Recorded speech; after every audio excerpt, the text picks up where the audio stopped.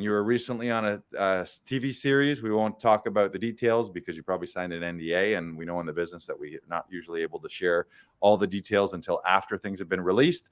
But I want to talk about your experience. You were on a great set last week, so tell us what you learned, tell us what you experienced, how it went. I was there doing a one-line role. It was a small role, and it was great that I was able to book it, and it was great to be part of that team. So I showed up on set, and I wasn't used the very first day, and then I showed back up the next day and was used. Which can we just point out that that sounds like a bummer, and it kind of is, to be there all day and you're getting yourself ramped up. Is this my scene? Is this my scene? But the beautiful thing about when that happens is you get paid for another day. So you got double pay for that. Amazing. Yeah. To hang out. I fell asleep. It was great. I took a nap. Which is also why I always realize and have gratitude for crew, because as hard as actors work and we have some long schedules and on set can be a bit of a grind, it's nothing compared to crew. So thank you for all your crew people. Actors, often we're just hanging out in holding or in our trailer or wherever we need to be. Craft services is a great spot to hang out.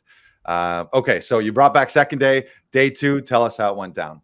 So I was driven to set, and I get there, and they set up a basic 2-shot. So it was 2 cameras filming 1 location, and I'm the center, basically. And so it was done very quickly. We did about 3 takes of it. And the thing I focused on the most while I was there was making sure that I could grab the key off the hook without really. I had a prop on set, and so I wanted to make sure that I grabbed that efficiently and looked like I knew what I was doing. Right. Look like you've done it 10,000 times because that's your gig. Yeah. So that was like your blocking, your secondary action, and you had a couple lines in there as well. Yep. Which is actually hilarious because I'm sure everyone's experienced this. The most simplest, mundane, everyday task, like just taking your wallet out of your pocket or grabbing some cash out of a wallet, or like literally anything, opening a sandwich or opening a cap on a water bottle or something like that. All of a sudden, when you got all kinds of cameras and 50 people and the stakes are high and it's action, sometimes those simple things, you're like, do I even know how to human being? Do I know how to do this? So even like grab some keys. If you don't have that down, then you could feel kind of weird doing it, and obviously your character needs to look like someone. Because imagine like you've got everything set up, you have all the actors in place, you have everything going for you, and then you're like, oh sorry, I can't get this off the hook. How do I do? I can't get this off the. Can someone come and help me, please?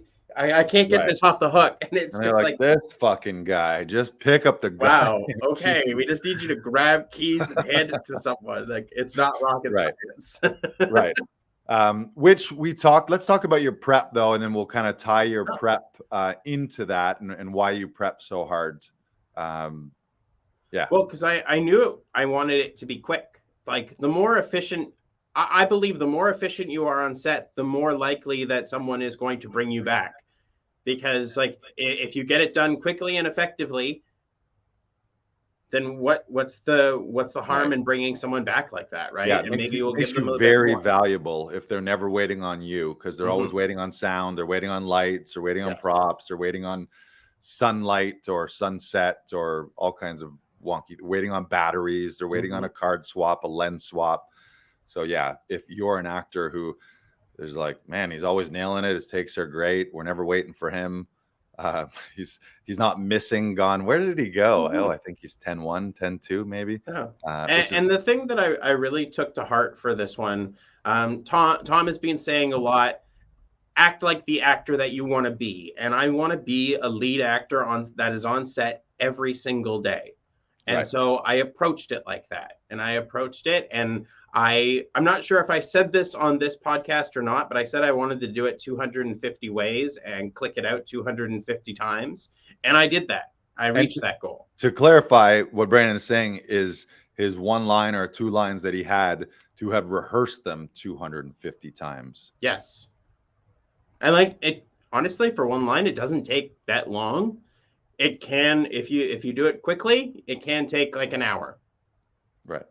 But I spaced it out over several weeks I had, and like I would do a couple a day and or like 10 or 12, something like that. And I would just work at it continuously. And so when I got on set, I knew exactly what I needed to do.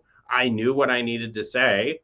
And I focused on the little things that would make me more efficient and more effective on the day so that it was done. And I'm really proud to say it was done in 3 takes.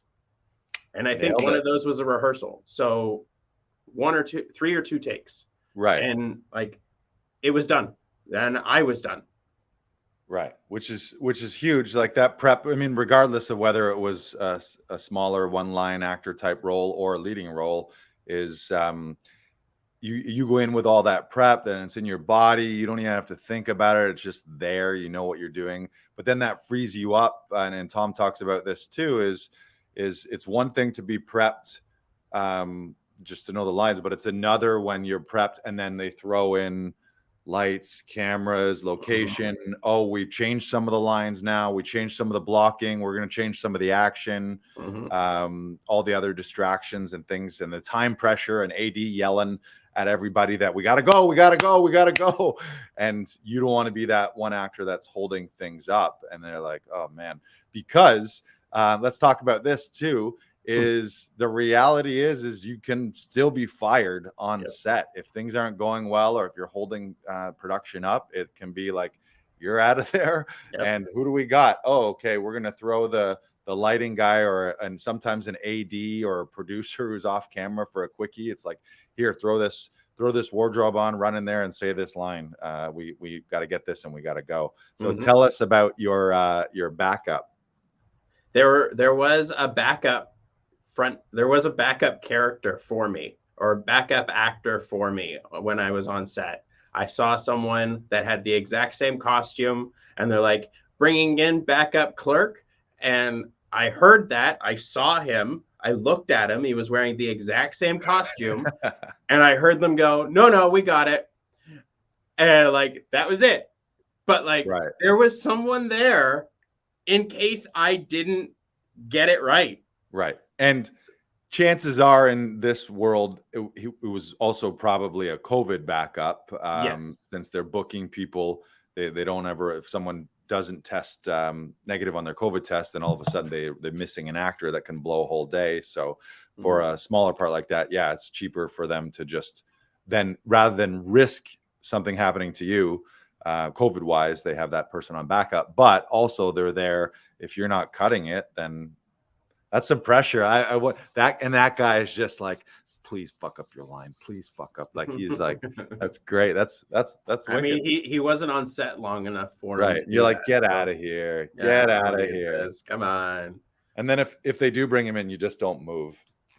You're like, I'm not leaving. So congratulations. So it went well. You nailed it in 3 takes. Yep. Beautiful. Professional, did exactly what you wanted to do. And like we talk about those functionary characters, it's not about you. So they're not going to be spending all day to get your shot and get your scene. It's about the main characters. So you just got to play your part. And like, they had already been shooting some outside shots that had gotten rained out.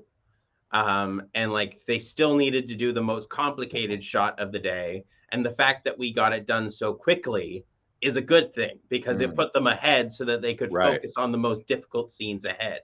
Which is almost unheard of, to be ahead of schedule on a film or a TV set is like, yeah. So you're a dream to the producer, to the director, to the assistant director.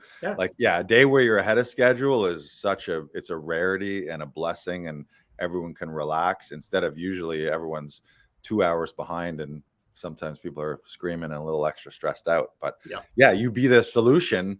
You're the guy who solves everyone's problem. You're like, oh man, he's a pro, and let's get him back. He's not going to be an issue. He's fun to And then talk it's to. like maybe it's like, oh well, then I don't feel as bad about paying him for 2 days, Right. right? Right. Like I was there for 2 days, and like imagine if I had fucked up. Well, then you got like an hour. Like think your day rate is only like infinitesimal. Let me try that again. Yep. Infinitesimally smaller than the hourly burn rate of the budget. So if you Mm-hmm. cost them an extra hour or two, that compared to your day, it's like you're costing them 50 grand an hour or 100 grand an hour or whatever the rate might be, Mm-hmm. to pay everybody. You know, that's huge. So congrats, welcome back. Thank you. It's great to be back.